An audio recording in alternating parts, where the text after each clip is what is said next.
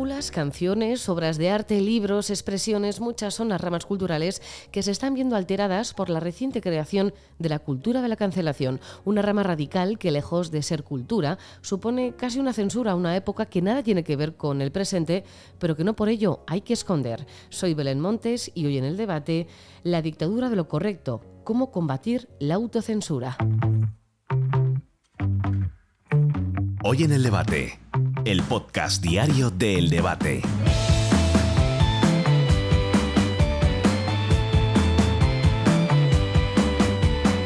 Lo que el viento se llevó no se puede emitir porque mostraba un momento que hay que olvidar, no la guerra de secesión, sino el esclavismo en Estados Unidos de los sirvientes de la casa, por ejemplo, que tenían los padres de Escarlata O'Hara. Tampoco es lícito que en historia se estudie a Colón cuando se le atribuye el asesinato de indígenas. Lejos de querer estudiar el momento exacto e intentar entender cada obra en su contexto, la actual sociedad woke quiere acabar con todo de raíz.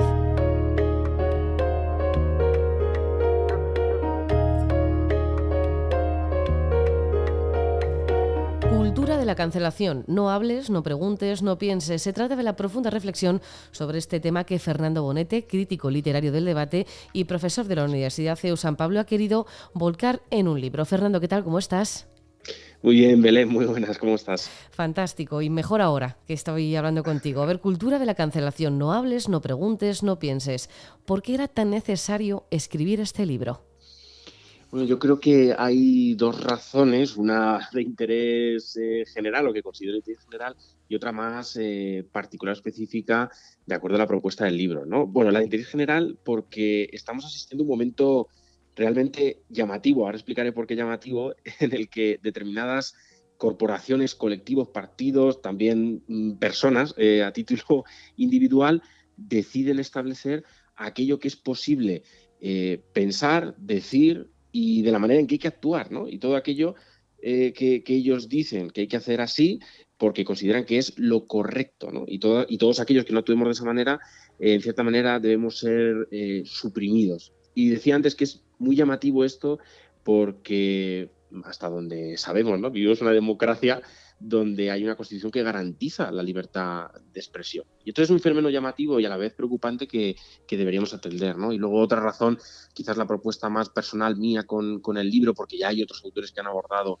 la cultura de la cancelación, porque quería dar o plantear una mirada sistemática sobre el fenómeno, es decir, plantearme con el lector también cuáles son las causas que han facilitado que la cancelación prolifere como cultura, cuál es el contexto que da pie a la cancelación, cuáles son los mecanismos que facilitan aplicar esta cancelación y los agentes que están promoviendo la cancelación. Y luego un último apartado en el que me interesaba especialmente incidir, que es el de las propuestas de solución, para que no nos quedemos en esa llamada parálisis del análisis. Uh-huh. Para escribir este libro, como acabas de comentar, has tenido que hacer una gran labor de documentación.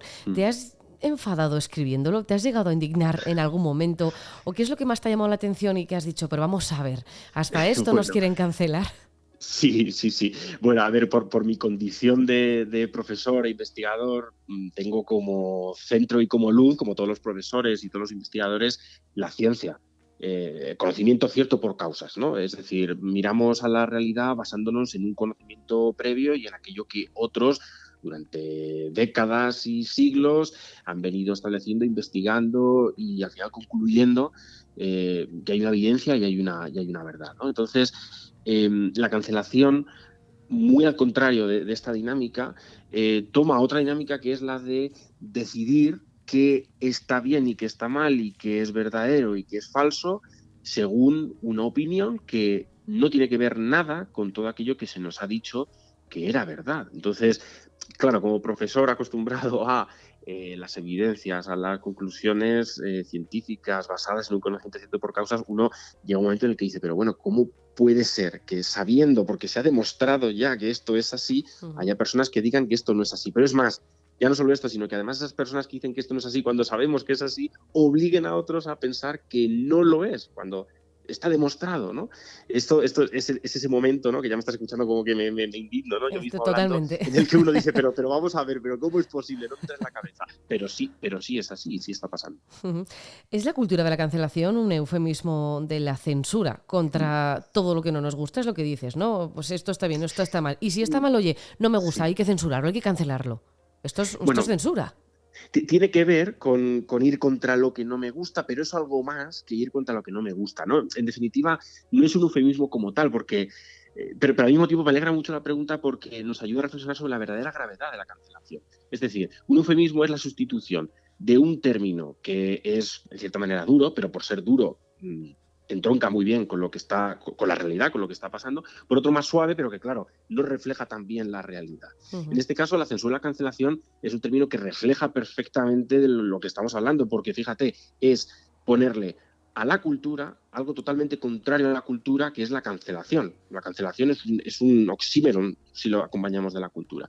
Pero es que además decía que hablamos de algo más, de ir contra lo que no nos gusta, porque el objetivo de la cancelación, además de ir contra algo que no nos gusta, es que el otro llegue un momento en el que se plantee si aquello que opinaba realmente está bien. Es decir, el verdadero objetivo de la cancelación es promover la autocensura, que el miedo sea tal en la persona a que le cancelen, que al final incluso coarte su propia manera de pensar.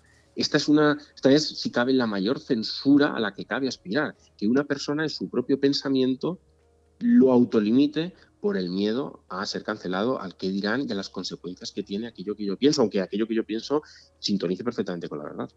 Hablábamos, por ejemplo, ahora que hablas de la autocensura, ¿no? Hablábamos hace unas semanas con Alaska y con Nacho Canut, con Fangoria, que pasaron por los micrófonos del debate para hablar de su último disco.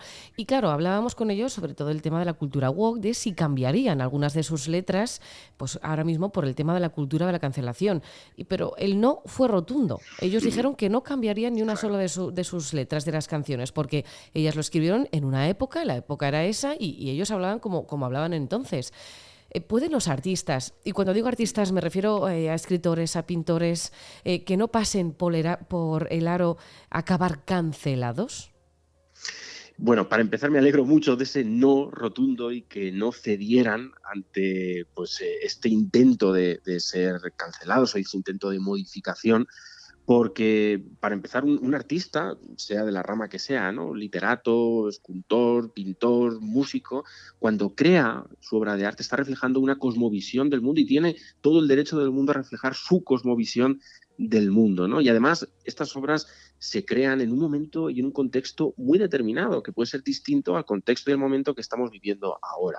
Y esto ha de ser respetado, la creatividad artística, porque de hecho la creatividad artística o el índice de creatividad artística o de libertad que tiene el artista es un índice para medir en determinada manera el índice de libertad que tiene una sociedad. Y luego, por ir a responder, aunque sea de forma muy telegráfica, muy sucinta, la pregunta, ¿no?, que me planteabas. Claro que pueden ser cancelados, es que cualquier persona es susceptible de ser cancelada y, de hecho, precisamente porque cualquier persona puede ser cancelada, el fenómeno tiene tanta fuerza, porque, por aquello que decía antes, todos vemos que a nuestro vecino, a nuestro amigo, a este personaje público que tiene, de hecho, más poder y más celebridad que yo, le están cancelando. Imagínate, si a ese artista le están cancelando, lo que me podría pasar a mí, ¿no? Entonces, cualquier persona puede ser cancelada y sentimos que podemos ser cancelados, y de ahí la fuerza del fenómeno y la propagación de ese miedo. Estamos hablando de personas en sí, pero también hay grandes empresas, grandes corporaciones que están cediendo. Ellas sí que están cediendo a los nuevos dictámenes, como por ejemplo Disney. Disney cada día es una noticia nueva con que se rinde a la cultura woke, está olvidando todos los orígenes, está a punto de eliminar sus películas más antológicas, Claro, ¿no? claro. ¿Por qué? También por el miedo a perder todo lo que ha conseguido en todos estos años, pero es que lo ha conseguido en base a unas películas con las que hemos crecido todos y que ahora parece que, que tienen que ir al infierno. Mira, Como yo poco. fíjate, sí, no, o sea, totalmente de acuerdo con lo que dices y con la situación, igual que Disney podríamos mencionar otros nombres de plataformas en streaming y quizás el caso de Netflix, que es todavía más sangrante. Fíjate, ya no entro en que estén creando nuevos contenidos con una línea ideológica y unos postulados ideológicos muy concretos, porque podrían esgrimir la razón de, mira, estas son mis ideas y yo soy perfectamente, o tengo el derecho de poner estas ideas en juego en mi plataforma si quiero, ¿no? Y estaría en su derecho de decir esto. Y yo creo que lo verdaderamente grave y grande también, es que están reformulando y están cambiando o están eliminando de sus plataformas producciones pasadas, primero porque, en cierta manera, supongo que piensan que somos emocionalmente infantiles o inmaduros, de que no tenemos la capacidad de nosotros mismos juzgar como racista o machista, si verdaderamente un contenido lo es, algo que estamos viendo. Y segundo, porque ya no solo nos consideran emocionalmente inmaduros o nos consideran faltos de poder hacer ese juicio, sino que directamente quieren borrar el pasado, haciendo que la historia parezca, no sé, una noche oscura de los tiempos o algo a eliminar. Y como tú bien decías, no se dan cuenta que verdaderamente hemos llegado hasta aquí y somos lo que somos porque hemos hecho un camino, ¿no? Y tenemos la identidad que tenemos ahora porque hay un pasado que nos va dando forma. Y si eliminamos ese pasado y eliminamos esta historia, dejamos de ser quienes somos, perdemos nuestra identidad. Completamente, estamos olvidando nuestros orígenes. Es que cuando también se puso sobre la mesa, vamos a ver, lo que el viento se llevó, si yo veo ahora mismo lo que el viento se llevó, entiendo que está sucediendo en la guerra de secesión americana, y que, vale, había esclavos, pero no significa que ahora yo, en el pleno siglo XXI, quiera ver esclavos, ni que esté a favor, ni que si vea la película esté a favor del esclavismo. Es que creo que son cosas muy diferentes. Pero es más, Belén, si incluso en la película fuera, vamos a ponernos en el caso de que fuera realmente racista, sería bueno que aún así tuviéramos la oportunidad de verla para discutir, debatir, reflexionar sobre aquello que está mal para que no se vuelva a repetir aquello que está mal. Pero si borramos el pasado, borramos el aprendizaje que hemos extraído de él. También llama la atención que sea, no sé si esa minoría vociferante la que al final parece que prevalece sobre la mayoría silenciosa. ¿Cómo es posible que sean unos pocos con sus ideas infundadas de aquella manera? Porque digo de aquella manera porque es lo que comentabas, ¿no?, al principio, que porque digo que sí porque sí y ni siquiera igual lo ha estudiado correctamente. Pues son los que manden sobre el resto y digan porque yo lo digo, y si no, si dices que no, eres homófobo, eres misógino, eres esclavista, como acabamos de decir, eres machista, eres todo. Si vas en contra de ese cambio con una base, creo que muy débil. Claro, fíjate, yo en la respuesta vuelvo un poco al principio de lo que comentaba en la entrevista a raíz de las razones que me han llevado a escribir este libro, ¿no? Y uno de los apartados primeros del libro es hacer un repaso de todos, aquellos contextos o corrientes que han preparado, porque la cultura de cancelación no actúa sola. Estamos hablando ahora de cultura de cancelación y le damos tal relevancia porque ha habido todo un contexto preparatorio para que esta cancelación prolifere, ¿no? Y por eso me interesaba tanto hablar también del contexto en el que la cultura de cancelación prolifera, porque nos ayuda a entender esto que tú estás planteando ahora, ¿no? Cómo puede ser que, pues esto al final una minoría, una supuesta minoría, mande sobre una supuesta mayoría. Pues porque seguro que a todos nos sonará esto, existe algo, o vivimos en un momento que se llama posverdad, en el cual la verdad como tal ha dejado de existir para sustituirse por una serie de opiniones personales convertidos a su vez en una nueva verdad, o en ficciones convertidas en una nueva verdad, y los hechos, los acontecimientos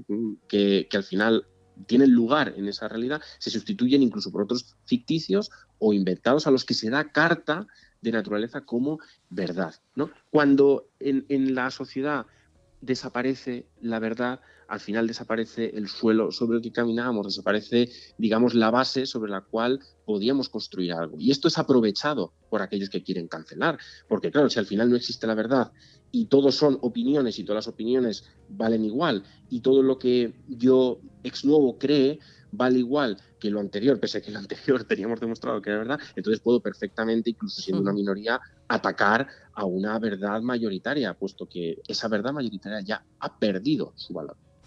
A mí lo que más me preocupa de todo esto, también lo que comentabas de la capacidad que tiene esta minoría que quiere hacernos cambiar, la capacidad que tienen de hacernos dudar de esa verdad que nosotros teníamos, que nosotros hemos estudiado y que está ahí, que nos hagan dudar. Este es como decía antes, el poder más fuerte que tiene la cultura de la cancelación. Cuando igualamos cultura de la cancelación a censura, tenemos que tener cuidado porque no es una censura al uso o una censura clásica como lo habíamos conocido a lo largo, por ejemplo, del siglo XX con los totalitarismos duros que hemos vivido en el siglo XX. Porque fíjate, en la cultura de cancelación no hay un partido, o sea, no hay un partido nazi o no hay un partido comunista que pone su bota sobre el cuello de los ciudadanos y al final pues ves perfectamente quiénes son y sabes perfectamente que estás viviendo en un régimen totalitario. Estamos viviendo en una democracia y sin embargo hay todo un ambiente que no se ve, que es invisible, pero no lo digo en el plano conspiranoico, no lo digo con esa intención conspiranoica, sino porque hay toda una serie de fuerzas que no son oficiales, pero que están actuando para poco a poco hacernos creer y hacernos pensar que ir o caminar en una determinada línea de pensamiento o creer una determinada serie de cosas está mal. Y eso poco a poco va permeando. Y esa es la censura verdaderamente poderosa, aquella que sin hacer esfuerzos visibles consigue, sin embargo, moldear nuestras mentes. Uh-huh. Cultura de la cancelación, no hables, no preguntes, no pienses. Este es tu libro, Fernando, que me comentabas al principio que tiene muchos pilares y, menos mal, hay uno que nos aporta una solución, ¿no? Nos intenta abrir un poco los ojos para ver qué se puede hacer. ¿Estamos a tiempo de reaccionar contra esta mal llamada, porque vamos, de cultura tiene poco, cultura de la cancelación? Totalmente, y me alegro mucho que me hagas esa pregunta o no despedirnos sin hacer esta pregunta porque bueno, puede sonar, ¿no? Hasta ahora que todo es muy catastrofista y muy negativo, y es verdad que el tema tiene su gravedad y no quiero perder de vista la gravedad, pero al mismo tiempo no quiero hacer pensar bajo ningún concepto que todo está perdido y que este mundo está perdido y que ya no tenemos nada que hacer, ni mucho menos. Y de hecho en el libro insisto en esta idea desde el principio y al final en la última parte aporto esas soluciones que decías, bueno, por dar unas claves muy rápidas, porque bueno, para eso está el libro, ¿no? Y también quiero que la gente lo lea para que tengamos oportunidad de discutir más y de hablar más sobre él. Primero, no tener miedo a decir la verdad. Esto es esencial. La verdad, igual que las cosas más preciosas que tenemos en la vida, no se defienden solas, hay que defenderlas. Dos, decía antes, el valor de la ciencia, pues recuperar la ciencia y restar ideología. Hay que recuperar los argumentos basados en evidencias frente a opiniones infundadas o opiniones que quieren convertirse en una verdad, ¿no? De la nada. Tres, recuperar el verdadero encuentro con los demás. Yo creo que necesitamos dialogar, necesitamos hablar, no por hablar y no por escucharnos, sino por construir juntos y poder volver a ese diálogo que al final construye cultura, ¿no? Frente a la cancelación que intenta destruirla. Y cuarto, defender la libertad de expresión, el principio de libertad de expresión fundamental, no tenemos que darlo por hecho nunca. Pues Fernando Bonete, autor de Cultura de la cancelación, no hables, no preguntes, no pienses, editado por Ciudadela, y un libro más necesario que nunca. Muchísimas gracias. Muchas gracias, Belén.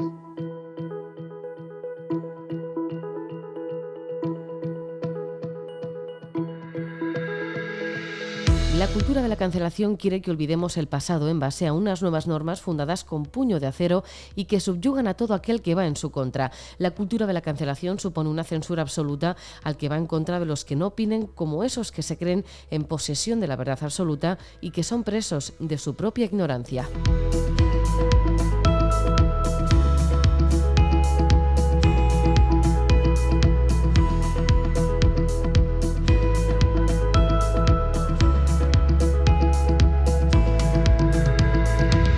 Escuchar este podcast en eldebate.com y en las principales plataformas de audio. Recibe un saludo de quien te habla, Belén Montes. Gracias por estar al otro lado.